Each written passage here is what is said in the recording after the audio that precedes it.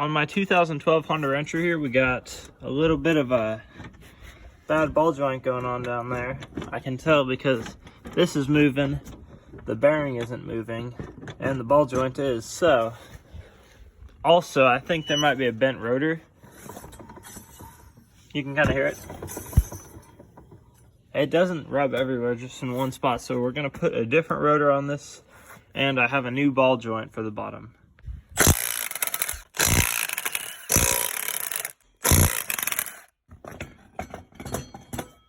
Well, I tried to take out the cotter pin, but unfortunately it was too bent up, so I'm gonna have to pick it out. And now that that is out, I'm gonna need a 22mm socket to take this off and a 12mm socket to take the caliper off. All right, now that the axle nut is off, get these two 12s. All right, once you get these two 12s out, then you can just pull this caliper off and kind of tuck it out of the way somewhere, like right there. That's a great spot. All right, the next thing we're going for is this bolt right here. It's still pretty tight though, so I'm gonna zip that off, and then we should be able to move this out enough, pull that arm down, and pull this knuckle out enough to get it out of this axle right here. A little bit of gentle encouragement. All right, so I'm also gonna need to take off this tie rod. You're gonna have to do that before you can take that axle out of there. All right, for this tie rod here, I'm just gonna tap on the outside, and then I have the nut on backwards. Just tap that up through and it's off. And just unthread this, and then it should be able to slide out. You also need to take off this shock bolt right here. It should be a 14mm bolt. All right, once you pull up on this a little bit, twist it and get that axle out of there, you're gonna wanna take off that cotter pin and take off this bolt right here, which should be a 17mm. All right, just pop that nut loose, and then I flipped it upside down. That way I can tap on it. I also had to use a ratchet for this because the impact would not fit. So just a little tap, tap, and then, yep, it should just come off like that. All right, finally got that snap ring off. I used these pair of little pliers that are ground down and they're slightly bent out. I would recommend the actual tool for that, but I got it off, and now I'm just gonna put a socket on top of this and hit it out. All right, I don't know if this was by design, but a 3/8 extension, a 6-inch extension, fits in there like perfectly. I just got the ball joint hit out. It's a little messed up on the top, but it doesn't matter because I got a new one anyways. But it looks like what was happening is that it was kind of hitting out here because this was at the bottom, so I think it probably bottomed out the suspension too many times or something. And those are arched A-arms, so it's probably just a little too high and wore out that ball joint right there. So I'm gonna install the new one.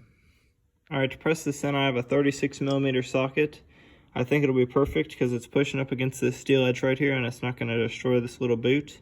And this threaded part fits down into there, just like so, and it's not sticking through all the way, so the thread should be all right.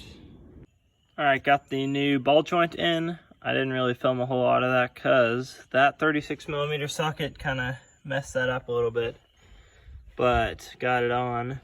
And I put this new rotor on here. It's pretty easy. You just take off these 5.5mm bolts.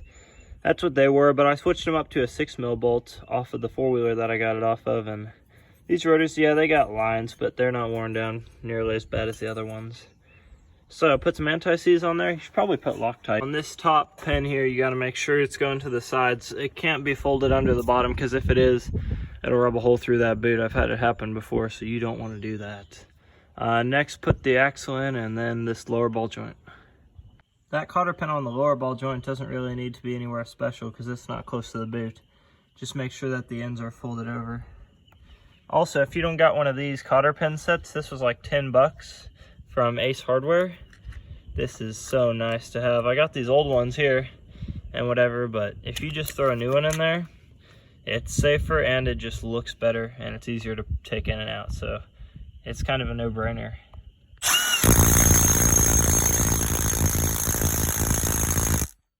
Next, the caliper bolt.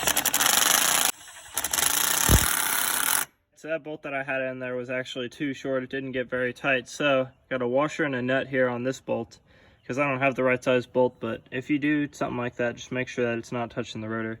Sticking out just about flush, and this one is just about flush as well. So that should be just about perfect. And now we're gonna throw this tie rod on right here.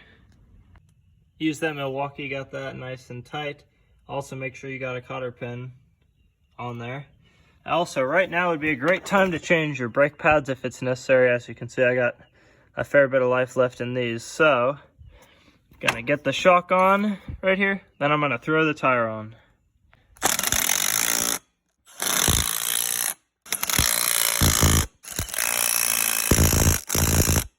Now there is no play anywhere. If you guys found this helpful, please like the video. If not, comment on what I can do better, because I'm sure there's multiple things the TikTok geniuses know. So, thank you guys for watching, and stay tuned for the next video.